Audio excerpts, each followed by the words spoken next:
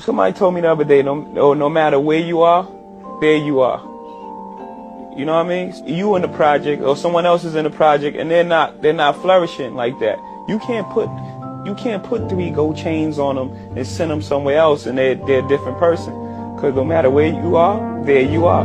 You're still that person. Like you put these things on me, you put me in a car, you put a couple of chains on me, and you put me in the room with Mariah. I'm still the same person. I'm there. You know what I'm saying? I'm not in there conforming or being different. I'm there. I'm still Jay-Z.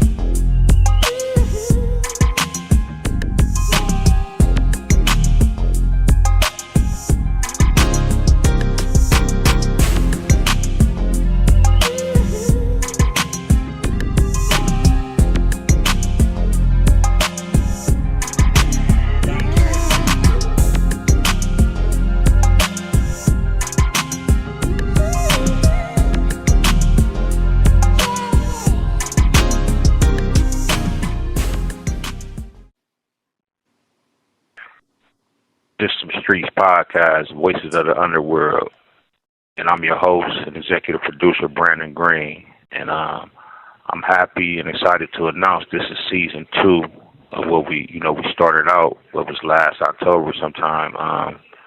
Today's guest, we have a Akron native. He's a graduate of St. Vincent St. Mary High School, a proud father of Kamari and Rollo, and a proud son and brother, Mr. Marcus McCalister, commonly known as Ra. That's who we have with us today, man. How you doing? How you doing? What's going on? Okay, man. We here. Well, we gonna get straight to it, man. For our listeners, man, how was your childhood growing up? Man, my childhood was special. I feel like it was quite different. Got introduced to a lot of things early on. Some good, some bad, but mostly good. Had a good foundation around me. Some people that took me in, that treated me like they own. Good mother, everything. Childhood was good. Okay, that's what's up. Well, we noticed in you early on, you a graduate of St. Vincent St. Mary, so that's a Catholic school. So would that insinuate that early on you played sports like many of us did? Yeah, played football. St. Vincent St. Mary, graduated in 2016, 2-time state champion, McDonald's All-American weekly, college athlete. So I had a good childhood, sports. Okay, well, for our listeners as well, man, how did we, you just said, high school graduate of a popular parochial school, all the accolades with the sports. How did we end up, when did you cross over and get into the streets? How did that happen? I feel like I was late. I was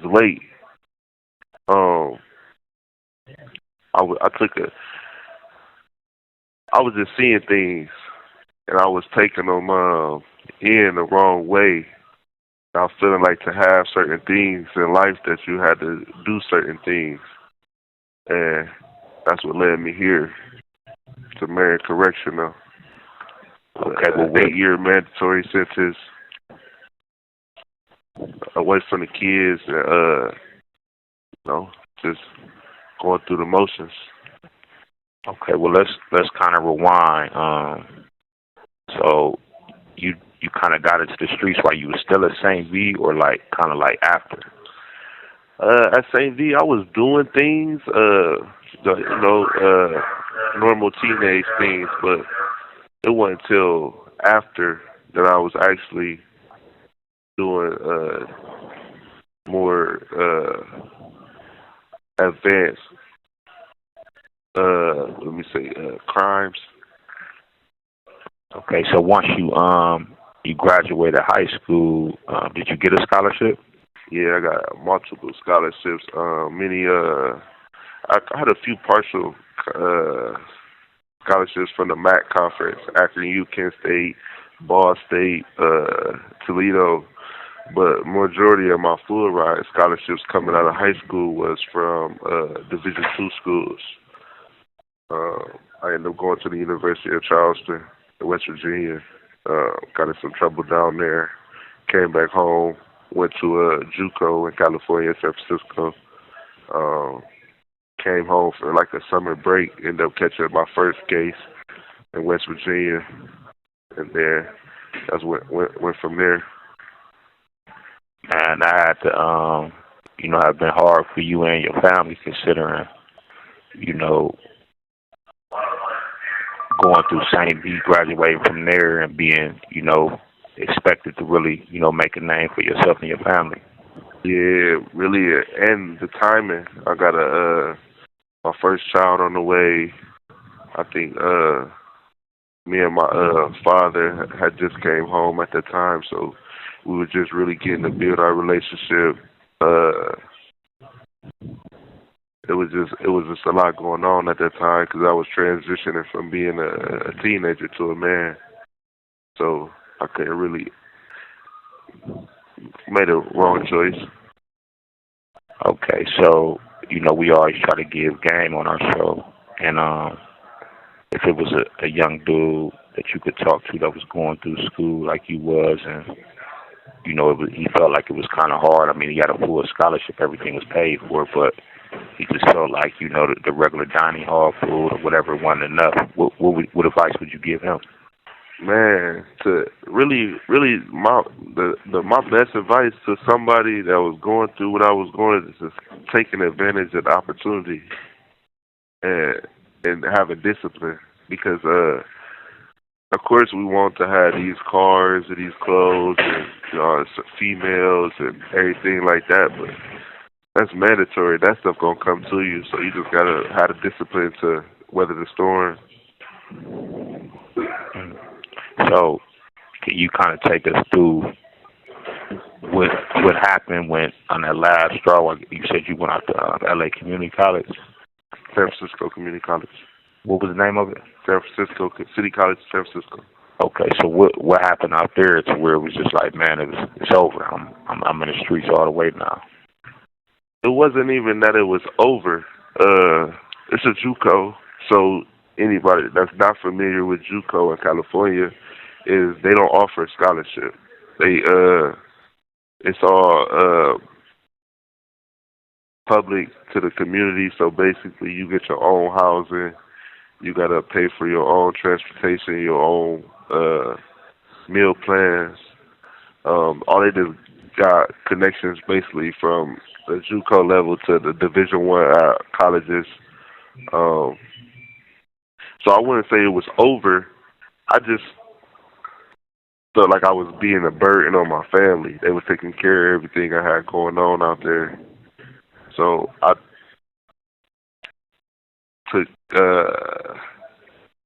took a chance, and it didn't go well. Okay, so now we back in Akron. You got a son on the way or daughter? I got a daughter on the way. So how was that for you? What kind of pressure did that put on you?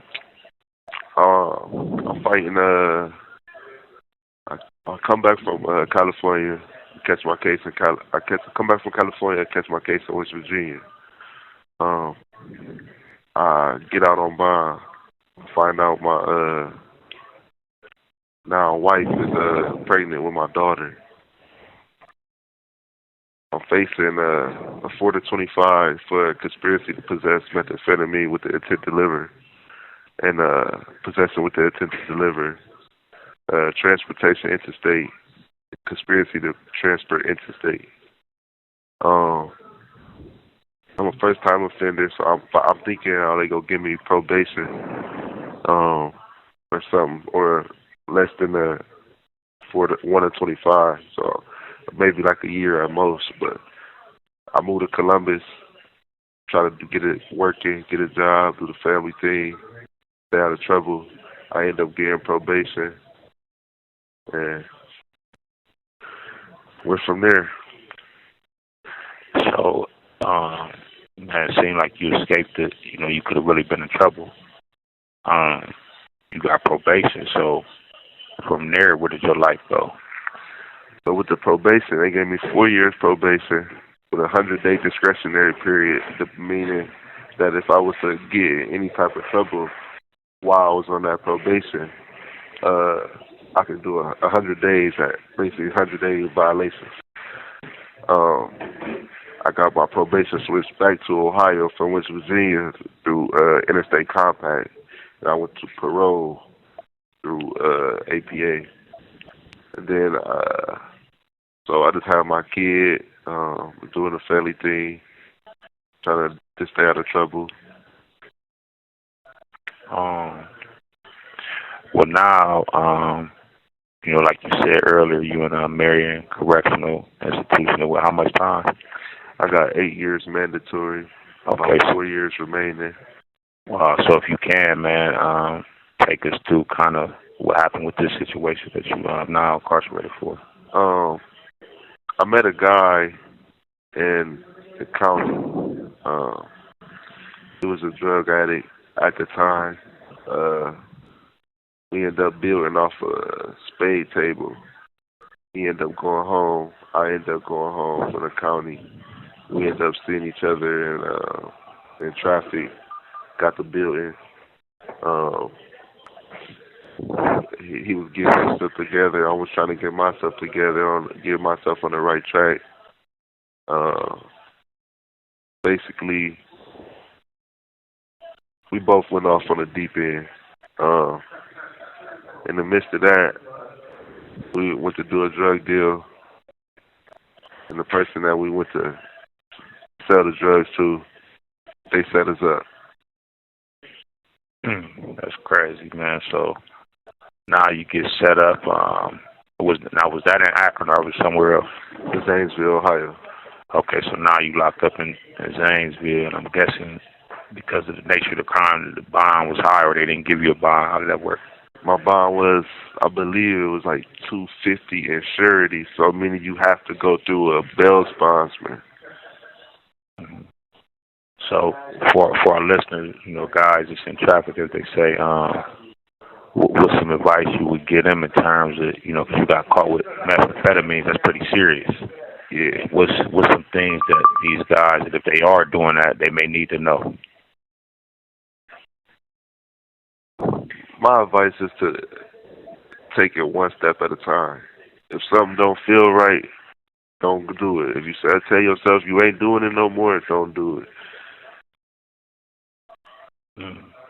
Well, that's you know, it wasn't a lot said, but that's enough said. I feel like on that. But as far as the legalities, as far as like getting caught with meth, how that works. I feel like now, today, it's 2025, they getting more aggressive with the sentencing because it's a man-made drug. It's not a drug such as like opiate pills, Percocet, and stuff in that nature, marijuana. So they're more aggressive on the sentencing. And it's an epidemic with the people of let's see, the correct word is the people that is basically using this drug as their own. So they don't want them people to have access to them drugs. So if you on the street selling those drugs, it don't go well for them. As far as the time that they're giving out, can you kind of highlight that? Like, is this mandatory time? Like, what's the amount you have to get caught with to where it wouldn't be mandatory or it would be mandatory? So anything that's an F2 or F1 in the state of Ohio is a mandatory sentence. So that's basically I think it's over 5 times the bulk amount. The bulk amount is like a 3.5, if I'm correct. So that's 3.5 grams. So if you got 3.5 grams 5 times or more, so that's a half a zip, you is subject to a mandatory sentence of at least 2 years to 8 years in prison. Okay, now let's we done talked about the streets. Let's take a turn, man, and talk about family, man. What is number one? I want to ask you, what do family mean to you? Family mean a lot to me. Even more now than before, because I took for granted that certain people was going to be around forever. Mind you, 30 days before I caught this case, I lost my grandmother to cancer. So I never really had the opportunity to grieve that loss. So like, family is like, that's everything. You gotta take care of your people. Okay, and speaking of family, early on you mentioned like when you were still in high school that your father had been released, and I don't know how much time he did or whatever, but being that you had a father that was incarcerated and he missed some time out your life, and now you got your own kids, how did that affect you? Like, not your father not being there. I still haven't really thought about that, but I do know that I feel like my father has been more of an impact in my life as a adult, that it wouldn't have been the same if he was there when I was a child. Okay, that's understandable. And with your kids, man, how has that transition been with you being here, and watching them grow up here? So right now, they growing up. When I left, they was 1 and 3. I think they going on 5 and 7. So seeing them grow up over the years, basically through pictures and videos, is just it's mind-boggling seeing them grow, being this grown and this smart, and so they like real life characters. Like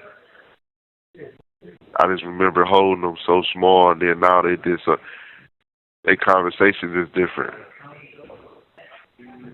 Well, that's definitely a beautiful thing, but it's like this cycle that myself, you, and a whole bunch of other people that we know is a part of being incarcerated and then being away from their kids. Like, and then you mentioned that you married too. Like, nobody is perfect. We all go through our struggles, but how had that been? Like that relationship with your wife, and you being here. Everybody got their differences. I did a few bad things, so give people they space so that they can grow and heal. But it's a love. It's I don't want to say toxic, but it's love. So we've been through a lot of things together, experienced a lot of stuff together. So it just I don't really know how to describe the relationship, but it's a hell of an experience. Right. Well, we gotta give a shout out to her as well as all the other single moms just out there doing a job that's really for two when we can't be there. So tell us about your mom and your brother, man. My mom, she's a very special lady, smart, intelligent. She great mother, friend. My brother, smart, intelligent. he growing, getting to learn himself, and I got some. They're like two of my favorite people in the world. Okay, and like as far as now your incarceration, what are you doing to grow? Basically, just be better and hopefully not repeat this again. So far, I've completed a few programs: Topoco, Decision Point, Starting Point. I got 40 credits of Wilmington College. So I'm working on my bachelor's degree. I got a few